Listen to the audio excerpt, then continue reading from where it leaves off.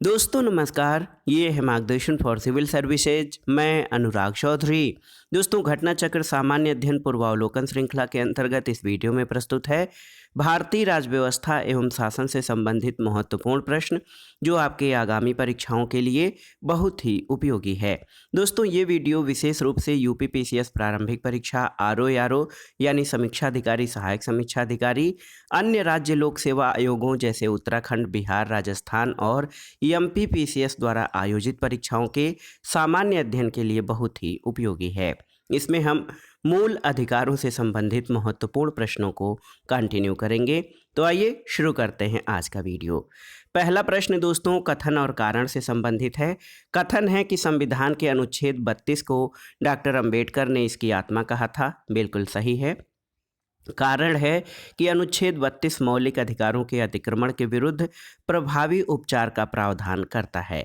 तो दोस्तों इसमें आप जान लीजिए कथन और कारण दोनों सही हैं और कारण कथन की सही व्याख्या करता है। दोस्तों आप जान लीजिए कि अनुच्छेद 32 जो है संवैधानिक उपचारों का अधिकार देता है। इसमें मौलिक अधिकारों के अतिक्रमण के विरुद्ध प्रभावी उपचार है। इसी कारण से डॉक्टर अंबेडकर ने इसको संविधान का हृदय और आत्मा कहा था। अगला प्रश्न है भारत के संविधान के किस अनुच्छेद के अंतर्गत भारत का उच्चतम न्यायालय नागरिकों के मूल अधिकारों के प्रवर्तन के लिए विभिन्न रिट जारी करने का अधिकार रखता है। तो आप जानते हैं ये है अनुच्छेद 32 संवैधानिक उपचारों का अधिकार। दोस्तों भारतीय संविधान के भाग 3 द्वारा प्रदत्त मौलिक अधिकारों को प्रवर्तित कराने के लिए अनुच्छेद 32 के तहत संवैधानिक उपचारों का अधिकार दिया गया है और इस अनुच्छेद के खंड 2 के तहत भारत के उच्चतम न्यायालय को मौलिक अधिकारों के प्रवर्तन के लिए विभिन्न रिटें जारी करने का अधिकार है, जैसे बंदी प्रत्यक्षीकरण, परमादेश, प्रतिषेध, अधिकार परीक्षा और उत्प्रेषण। इसी तरह से एक महत्वपूर्ण तथ्य आपके लिए है कि अनुच्छेद 226 के तहत उच्च न्यायालयों को अपने राज्य क्षेत्र के संदर्भ में और भाग 3 द्वारा प्रदत्त मौलिक अधिकारों के प्रवर्तन के लिए किसी अन्य प्रयोजन के लिए विभिन्न रिट निकालने का अधिकार है। अगला प्रश्न है निम्नलिखित में से किस एक प्रलेख को व्यक्ति की स्वतंत्रता का महानतम रक्षक माना जाता है। तो सही उत्तर है बंदी प्रत्यक्षीकरण यानी हैबियस कार्पस। दोस्तों आप देख लीजिए भारतीय संविधान के अनुच्छेद 32 के तहत उच्चतम न्यायालय को मौलिक अधिकारों को प्रवर्तित कराने के लिए 5 प्रकार के रिट यानी प्रलेख जारी करने की शक्ति प्राप्त है और ये प्रलेख हैं बंदी प्रत्यक्षीकरण, परमादेश, प्रतिषेध, उत्प्रेषण और अधिकार परीक्षा। इसमें से जो बंदी प्रत्यक्षीकरण रिट है ये किसी व्यक्ति की स्वतंत्रता का महानतम रक्षक माना जाता है और ये उस व्यक्ति के संबंध में न्यायालय द्वारा जारी आदेश है जिसे दूसरे के द्वारा हिरासत में रखा गया है और इसके द्वारा बंदीकरण अधिकारी को आदेश दिया जाता है कि बंदी व्यक्ति को निश्चित समय के अंदर न्यायालय के समक्ष प्रस्तुत करे। अगले प्रश्न पर आते हैं दोस्तों, बहुत ही महत्वपूर्ण प्रश्न है। पूछा गया है कि व्यक्तिगत स्वतंत्रता के लिए उच्च न्यायालय निम्नलिखित में से किस रिट को जारी करता है। तो सही उत्तर है उच्च न्यायालय भी दोस्तों बंदी प्रत्यक्षीकरण रिट को जारी करता है व्यक्तिगत स्वतंत्रता के लिए। और भारतीय संविधान के अनुच्छेद 226 के अनुसार उच्च न्यायालय व्यक्तिगत स्वतंत्रता के लिए बंदी प्रत्यक्षीकरण यानी हैबियस कार्पस रिट को जारी कर सकता है। बंदी प्रत्यक्षीकरण का अर्थ व्यक्ति को सशरीर उपस्थित करने की मांग है और ये उस मामलों में लागू होती है जहां किसी व्यक्ति के बारे में कहा जाता है कि उसे अवैध रूप से निरुद्ध किया गया है और यदि निरोध को अवैध पाया जाता है तो निरुद्ध व्यक्ति को तत्क्षण आज़ाद कर दिया जाता है। 44वें संविधान संशोधन के बाद अनुच्छेद 20 और 21 का आपात की घोषणा काल में भी निलंबन नहीं किया जा सकता है। इसलिए व्यक्ति के स्वातंत्र्य, आप देख लीजिए, व्यक्ति के स्वातंत्र्य की सुरक्षा के लिए यह एक महत्वपूर्ण रिट हो गई है।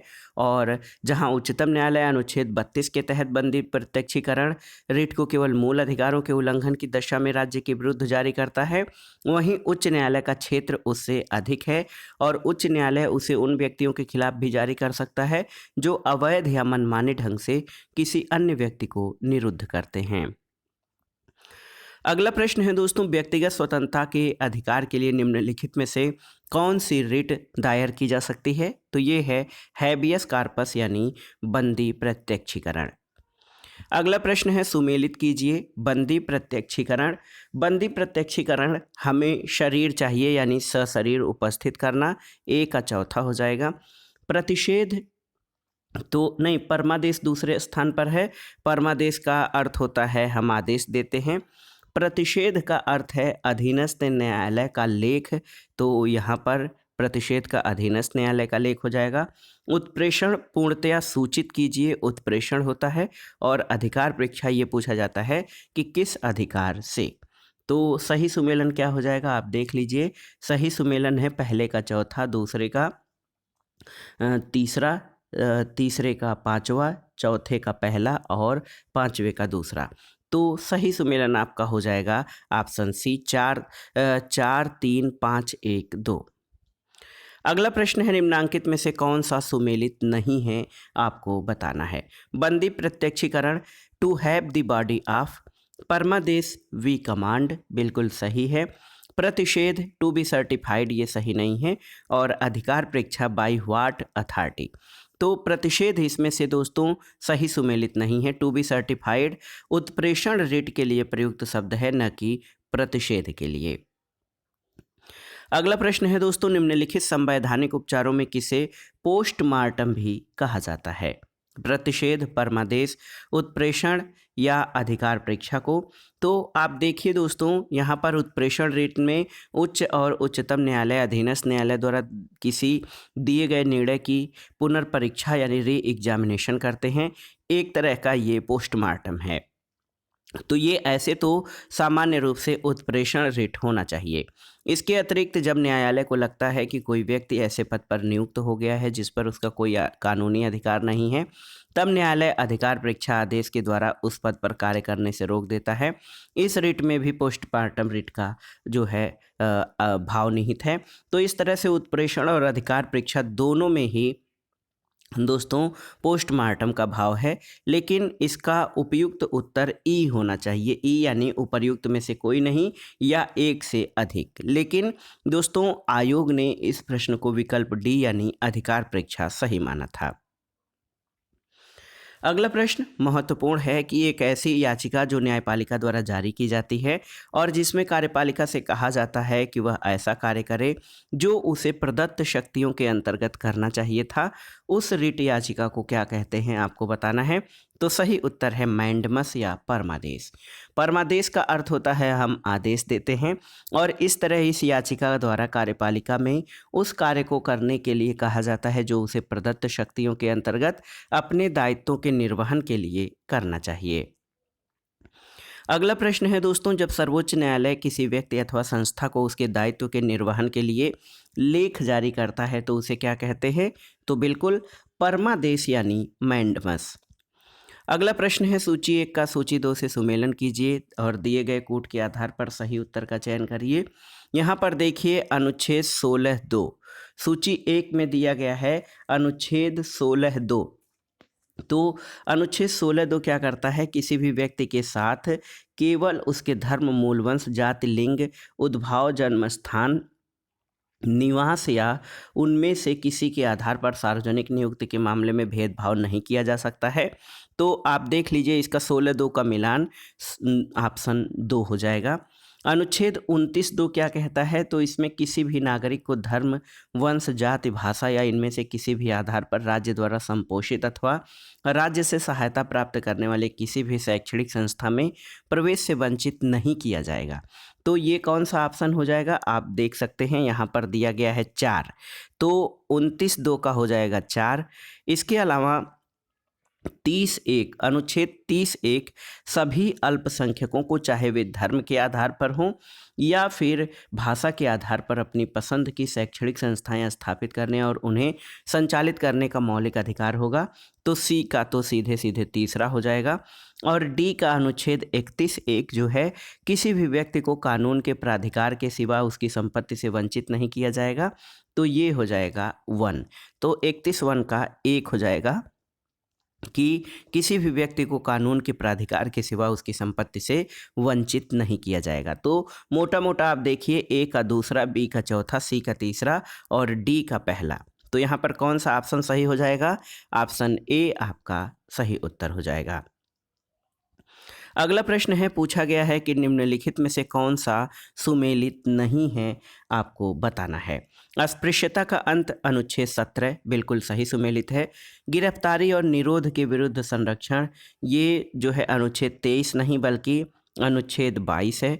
धर्म की स्वतंत्रता तो अनुच्छेद 25 है। अल्पसंख्यकों के हितों का संरक्षण अनुच्छेद 29। तो सही सुमेलित कौन सा नहीं है? तो ऑप्शन बी आपका सही सुमेलित नहीं है। गिरफ्तारी और निरोध के विरुद्ध संरक्षण जो है वो अनुच्छेद 22 में दिया गया है, न कि 23 में। अगला प्रश्न है दोस्तों, सूची 1 का सूची 2 से सुमेलन कीजिए और दिए गए कूट का सही उत्तर का चयन करिए। उपाधियों का अंत किस अनुच्छेद में दिया गया है? तो उपाधियों का निषेध अनुच्छेद 18 में है। धार्मिक मामलों में प्रबंध की स्वतंत्रता अनुच्छेद 26 में दिया गया है।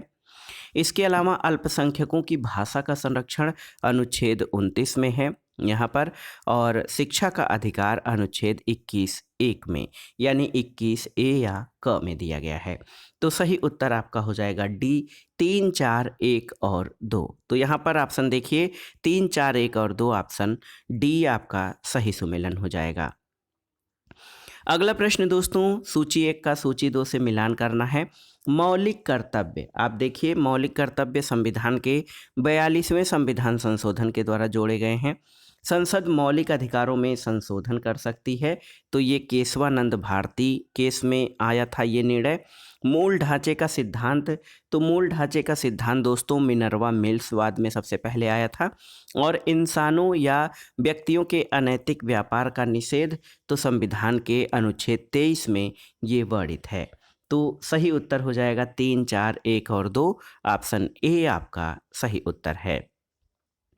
अगला प्रश्न है दोस्तों, देखिए किस वाद ने संसद को मौलिक अधिकारों में संशोधन का अधिकार दिया था, आपको बताना है। तो सही उत्तर है केशवानंद भारती वाद। केशवानंद भारती वाद बहुत ही महत्वपूर्ण प्रश्न है, आप जान लीजिए दोस्तों। इसमें संसद को मौलिक अधिकारों में संशोधन का अधिकार दिया गया था। और आप इस प्रश्न की व्याख्या देखिए। उच्चतम न्यायालय ने सबसे पहले 1951 में शंकरी प्रसाद बनाम भारत संघवाद में, उसके बाद 1965 में सज्जन सिंह बनाम राजस्थान राज्य में ये निर्धारित किया कि संसद संविधान द्वारा प्रदत्त मूल अधिकारों में संशोधन कर सकती है। उसके बाद 1967 में गोलकनाथ बनाम पंजाब राज्यवाद में उच्चतम न्यायालय ने शंकरी प्रसाद और सज्जन कुमार वाद के विपरीत संसद द्वारा मूल अधिकारों में संशोधन पर रोक लगाने का निर्णय दिया।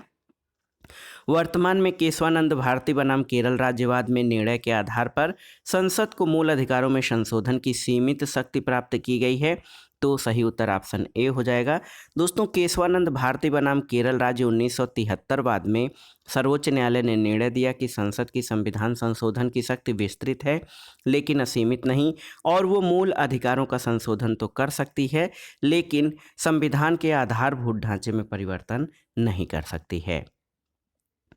अगला प्रश्न है, भारत के सर्वोच्च न्यायालय ने संविधान की मूल संरचना के सिद्धांत या बुनियादी ढांचा सिद्धांत का प्रतिपादन निम्नलिखित में से किस मुकदमे में किया है? तो सही उत्तर है केशवानंद भारती बनाम केरल राज्यवाद।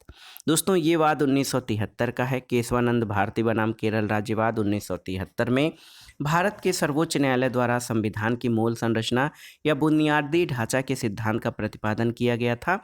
इसका अनुमोदन मिनर्वा मिल्स 1980 वाद में भी किया गया था।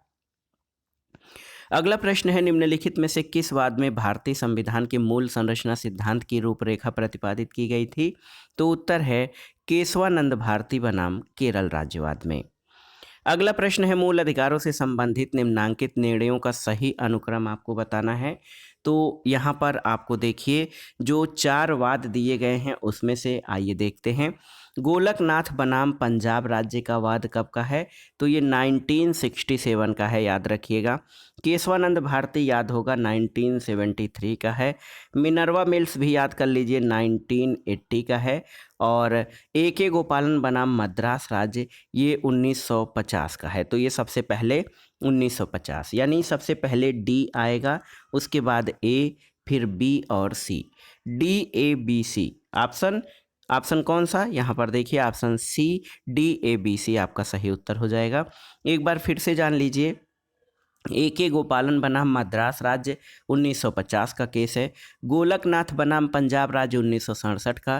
केशवानंद भारती आपको याद होगा 1973 का। और मिनर्वा मिल्स 1980 का वाद है। अगला प्रश्न है, भारत में संपत्ति के अधिकार की क्या स्थिति है? तो आप जानते हैं यह एक विधिक अधिकार है जो किसी भी व्यक्ति को प्राप्त है, लेकिन पहले ये एक मूल अधिकार था। आइए व्याख्या देखते हैं दोस्तों। 44वें संविधान संशोधन अधिनियम 1978 के द्वारा संपत्ति के अधिकार को मौलिक अधिकारों की सूची से हटाकर संविधान के भाग 12 वित्त, संपत्ति, संविदाएं और वाद के अध्याय 4 में संपत्ति के अधिकार के रूप में अंतः स्थापित किया गया है। और इसके अनुच्छेद 300 क विधि के प्राधिकार के बिना व्यक्तियों को संपत्ति से वंचित न किया जाने के अनुसार किसी व्यक्ति को उसकी संपत्ति से विधि के प्राधिकार से ही वंचित किया जाएगा, अन्यथा नहीं।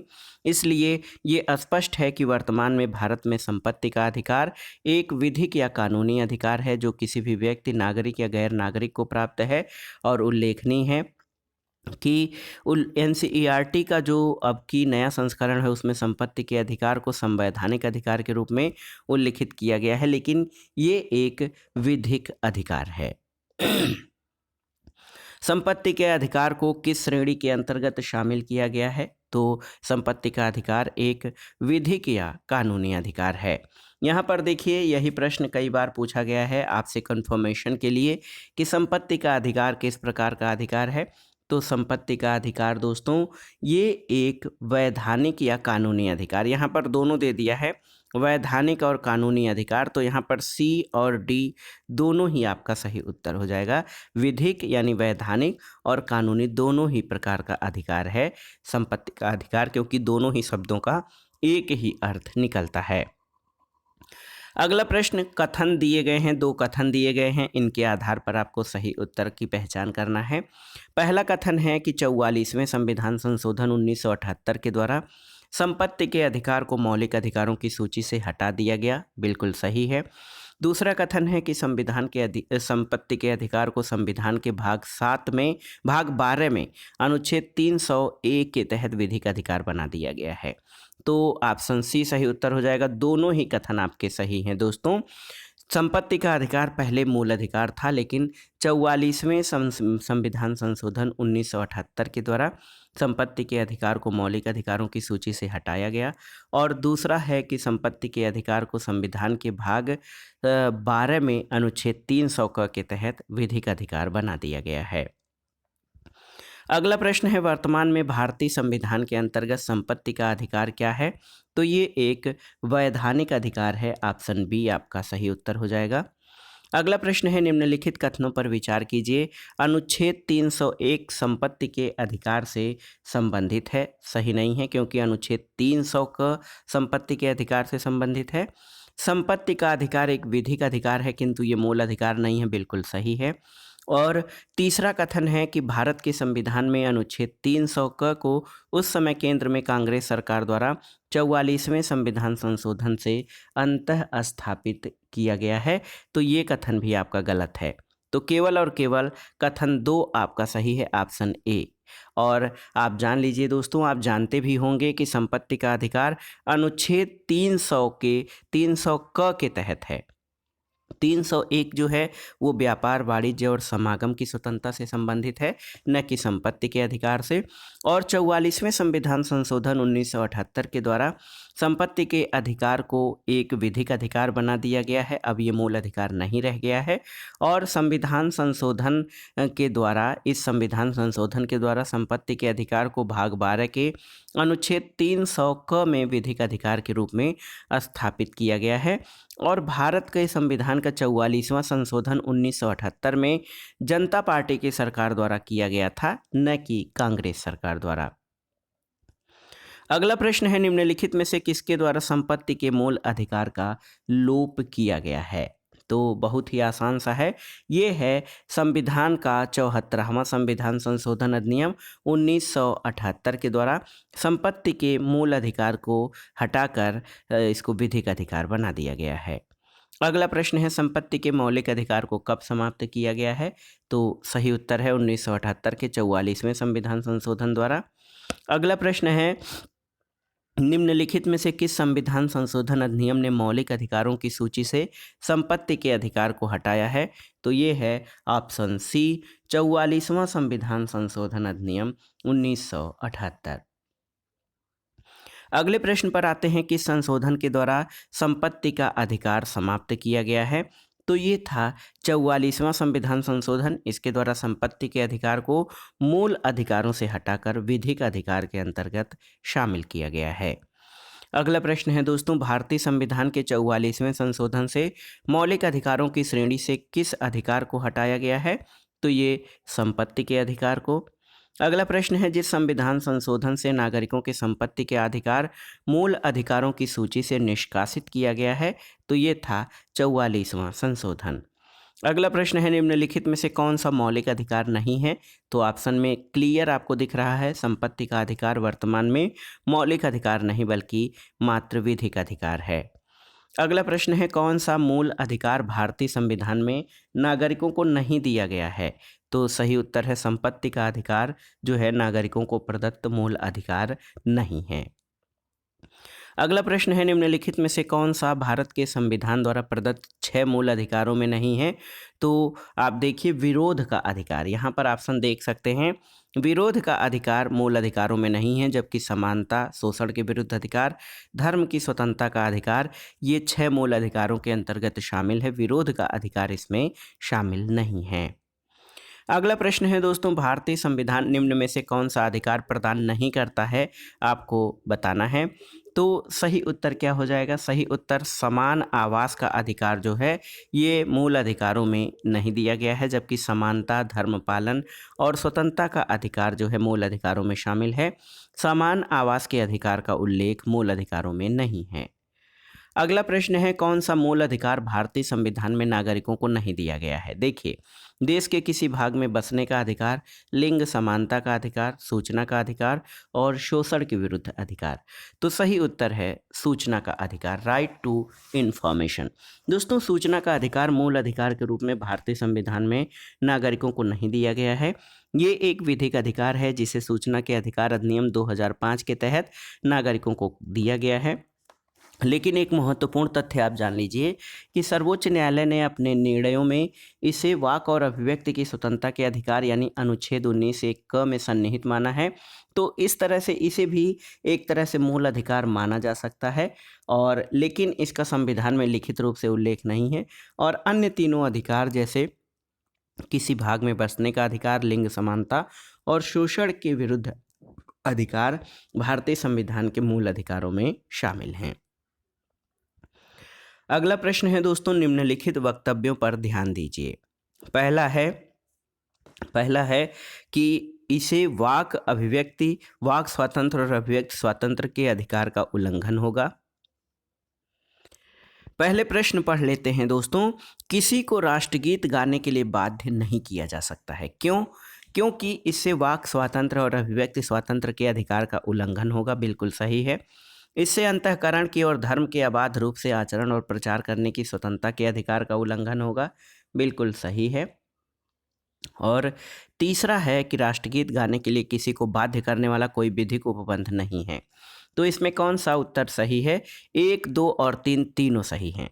दोस्तों, यहाँ पर देखिए, बिजोई इमैनुअल बनाम केरल राज्य 1986 का वाद है। इसमें सर्वोच्च न्यायालय ने निर्णय दिया कि किसी को भी राष्ट्रगीत गाने के लिए बाध्य नहीं किया जा सकता यदि उसका धार्मिक विश्वास ऐसा करने की अनुमति नहीं देता। राष्ट्रगीत गाने के लिए बाध्य करना वाक स्वातंत्र का उल्लंघन होगा, और न्यायालय ने निर्णय दिया कि ऐसा कानून नहीं है जिसके अधीन उन्हें राष्ट्रगीत गाने के लिए बाध्य किया जा सके। अगला प्रश्न है, उन मौलिक अधिकारों का चयन करिए जो भारतीय नागरिकों को प्राप्त हैं लेकिन गैर नागरिकों को नहीं। देखिए, भाषण और अभिव्यक्ति की स्वतंत्रता, कानून के समक्ष समता, अल्पसंख्यकों के अधिकार, जीवन और स्वतंत्रता का संरक्षण।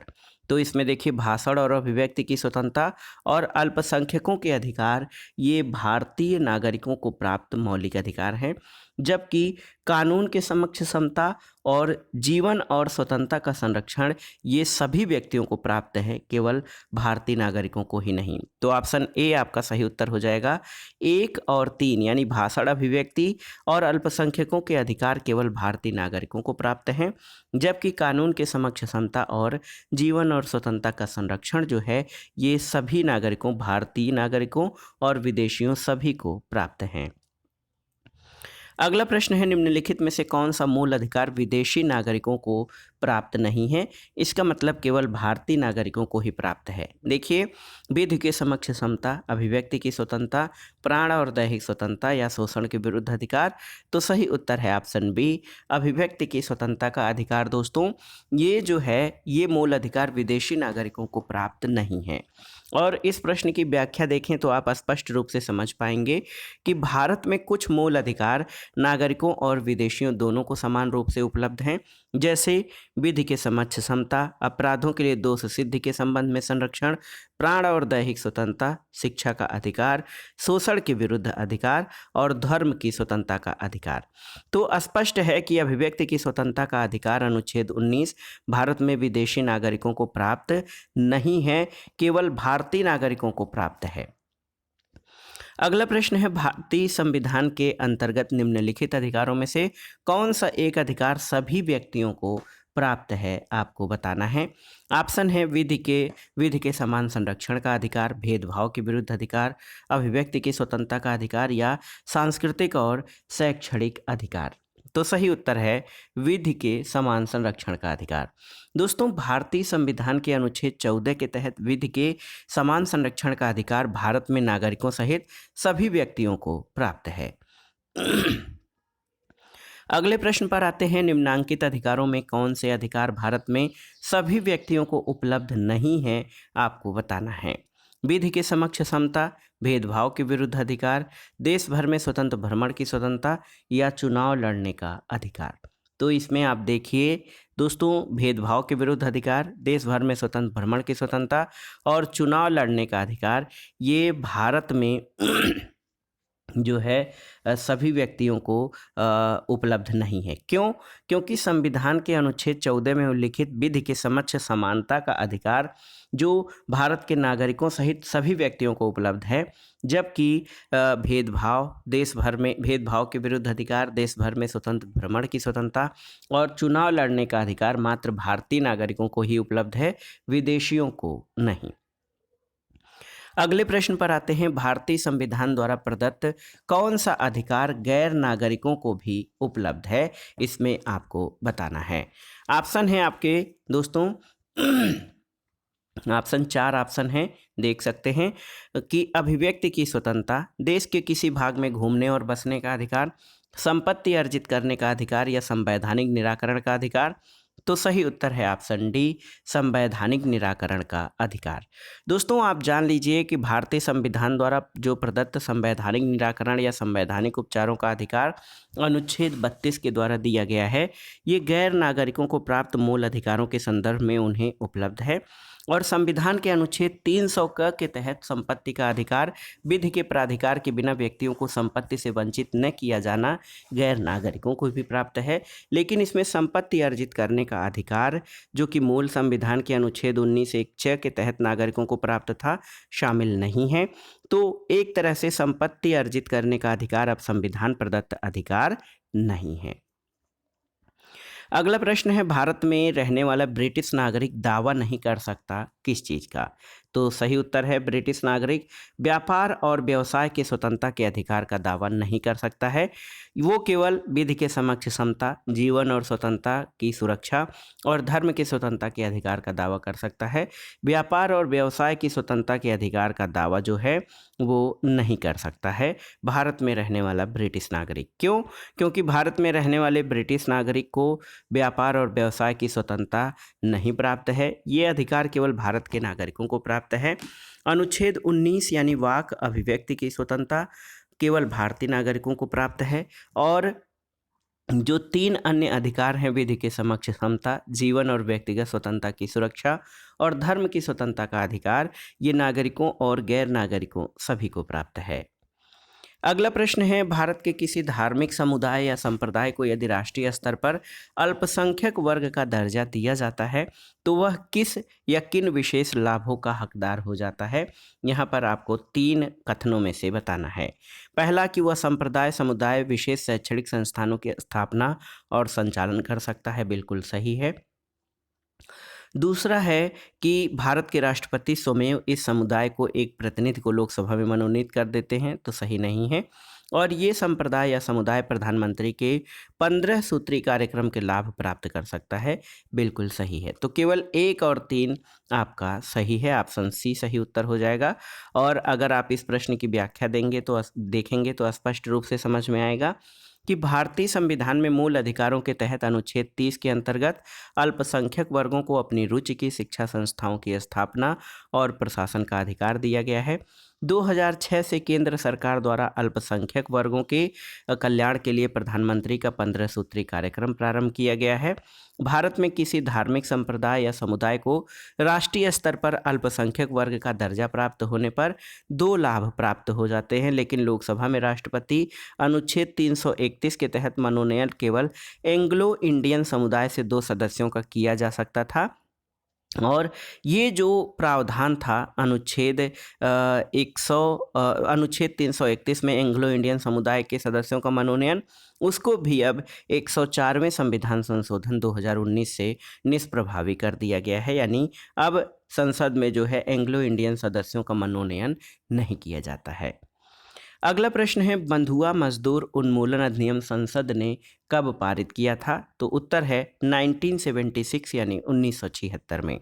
याद कर लीजिए, बंधुआ मजदूरी प्रथा उन्मूलन अध्यादेश 25 अक्टूबर 1975 को जारी किया गया और इसी तिथि से प्रभावी हुआ। इसका स्थान बाद में मधुआ मजदूरी प्रथा उन्मूलन अधिनियम 1976 ने ले लिया, जिसका उद्देश्य अनुच्छेद 23 के परिप्रेक्ष्य में केवल बंधुआ श्रमिकों को मुक्त कराना ही नहीं बल्कि उनके पुनर्वास की व्यवस्था भी करना है। अगला प्रश्न है, जोखिम भरे उद्योगों में बाल श्रम का उपयोग निषिद्ध किया गया है, किसके द्वारा? तो सही उत्तर है भारत के संविधान द्वारा, 10 दिसंबर 1996 के सर्वोच्च न्यायालय के निर्णय द्वारा, संयुक्त राष्ट्र के चार्टर द्वारा, उपर्युक्त सभी। तो बिल्कुल सही, ऑप्शन डी सही उत्तर हो जाएगा। दोस्तों, जोखिम भरे उद्योगों में बाल श्रम का उपयोग सर्वत्र निषिद्ध है और भारतीय संविधान के अनुच्छेद 24 द्वारा भी इसे निषिद्ध किया गया है। MC मेहता बनाम तमिलनाडु राज्य 1996 के निर्णय में उच्चतम न्यायालय ने 14 वर्ष से कम आयु के बालकों को जोखिमपूर्ण बाल श्रम से निषिद्ध किया है। संयुक्त राष्ट्र के चार्टर द्वारा भी इसे निषिद्ध किया गया है। यहाँ पर शुरू में आपको एक शब्द भरना है विकल्पों में से कि बिना कर्तव्य के उसी प्रकार हैं जैसे मनुष्य बिना परछाई के। तो ऑप्शन है विश्वास, अधिकार, नैतिकता या कार्य। तो सही उत्तर हो जाएगा अधिकार। अधिकार बिना कर्तव्य उसी प्रकार के हैं जैसे मनुष्य बिना परछाई के। अगला प्रश्न है, भारत के संदर्भ में निम्नलिखित में से कौन से अधिकारों और कर्तव्यों के बीच सही संबंध है, आपको बताना है। तो सही उत्तर है अधिकार कर्तव्यों के साथ सह संबंधित हैं। याद रखिएगा, अधिकार और कर्तव्य एक दूसरे से अलग नहीं बल्कि एक दूसरे से सह संबंधित हैं। भारत में वस्तुतः अधिकार और कर्तव्य एक ही वस्तु के 2 चरण हैं। मानव व्यक्तित्व के विकास के लिए अधिकार महत्वपूर्ण होते हैं। ये किसी व्यक्ति को स्वतंत्र कार्य करने के लिए पर्याप्त क्षेत्र उपलब्ध कराते हैं और इस तरह आत्म विकास का आधार निर्मित करते हैं। यद्यपि लोकतांत्रिक व्यवस्था में अधिकारों की विशेष महत्ता है, लेकिन कर्तव्यों की अनुपस्थिति में ये अर्थहीन हो जाते हैं। एक व्यक्ति के पास अधिकार हैं तो उसे अच्छे कार्यों में अपना योगदान देना चाहिए। व्यक्ति को असामाजिक कार्यों को करने का अधिकार नहीं है। व्यक्ति के अधिकार समाज पर उसके दावे को प्रदर्शित करते हैं, जबकि कर्तव्यों से व्यक्ति पर समाज के दावे का संकेत मिलता है। इसलिए भारत के संदर्भ में अधिकार कर्तव्यों के साथ सहसंबंधित हैं। अगला प्रश्न है, निम्नलिखित कथनों में से कौन सा एक सही है? पहला है कि अधिकार नागरिकों के विरुद्ध राज्य के दावे हैं, सही नहीं है। अधिकार वे विशेष अधिकार हैं जो किसी राज्य में संविधान में समाविष्ट हैं, तो ये भी सही नहीं है। अधिकार राज्य के विरुद्ध नागरिकों के दावे हैं, बिल्कुल सही है। और चौथा है कि अधिकार अधिकांश लोगों के विरुद्ध कुछ नागरिकों के विशेष अधिकार हैं, तो ये भी सही नहीं। केवल और केवल ऑप्शन सी सही है कि अधिकार राज्य के विरुद्ध नागरिकों के दावे हैं। और आप जान लीजिए, अधिकार मानव व्यक्तित्व के समग्र विकास की अनिवार्य आवश्यकताएं या अपेक्षाएं हैं। इनके अभाव में मानव का बौद्धिक, नैतिक, आध्यात्मिक और लौकिक उत्थान बाधित हो जाएगा और मानव जीवन पशुवत हो जाएगा। अधिकार राज्य शक्ति पर सीमाएं हैं। ये राज्य कार्रवाई यानी स्टेट एक्शन के विरुद्ध गारंटी हैं, इसलिए अधिकार राज्य के विरुद्ध नागरिकों के दावे हैं। अगला प्रश्न और इस वीडियो का आखिरी प्रश्न है दोस्तों, सेवा के अधिकार की अवधारणा प्रारंभ हुई है कहाँ से? संयुक्त राज्य अमेरिका में, स्विट्जरलैंड में, ग्रेट ब्रिटेन में या चीन में? तो सही उत्तर है ग्रेट ब्रिटेन में। दोस्तों, आप जान लीजिए कि सेवा के अधिकार की अवधारणा 1991 में ग्रेट ब्रिटेन में प्रारंभ हुई। इसका तात्पर्य उस अधिकार से है जिसके तहत राज्य एक निश्चित अवधि के अंदर लोक सेवाएं देने की गारंटी देता है। इसे सिटीजन चार्टर भी कहा जाता है। भारत में केंद्रीय स्तर पर ऐसा कानून बनाने का प्रयास the right of citizen for time bound delivery of goods and services and redressal of their grievances bill 2011 के माध्यम से किया गया, किंतु वो पारित नहीं हो सका। हालांकि मध्य प्रदेश सेवा का अधिकार अधिनियम लागू करने वाला देश का पहला राज्य बना और इसने ये कानून 25 सितंबर 2010 को लागू किया। दूसरा स्थान बिहार का है, जहां ये 15 अगस्त 2011 को लागू किया गया था। तो दोस्तों, ये था आज का वीडियो। घटना चक्र पूर्वावलोकन श्रृंखला के अंतर्गत भारतीय राज्य व्यवस्था एवं शासन से संबंधित महत्वपूर्ण प्रश्नों में मूल अधिकारों से संबंधित महत्वपूर्ण प्रश्न जो प्रीवियस ईयर्स एग्जाम में पूछे गए हैं और इनके आगामी परीक्षाओं में भी पूछे जाने की संभावना है। मूल अधिकारों का चैप्टर काफ़ी लंबा था। हमने 3 भागों में मूल अधिकारों से संबंधित सभी प्रश्नों को कवर किया, तो इससे इस बात की महत्ता स्पष्ट हो जाती है कि मूल अधिकारों से कई प्रश्न बार बार परीक्षाओं में पूछे जाते हैं। तो ये अध्याय आप बहुत अच्छे से तैयार करिएगा। अगले चैप्टर में हम राज्य के नीति निर्देशक तत्वों से संबंधित महत्वपूर्ण प्रश्नों को कवर करेंगे। चैनल से जुड़े रहें, वीडियो को लाइक करें, शेयर करें और मार्गदर्शन फॉर सिविल सर्विसेज चैनल को सब्सक्राइब करें।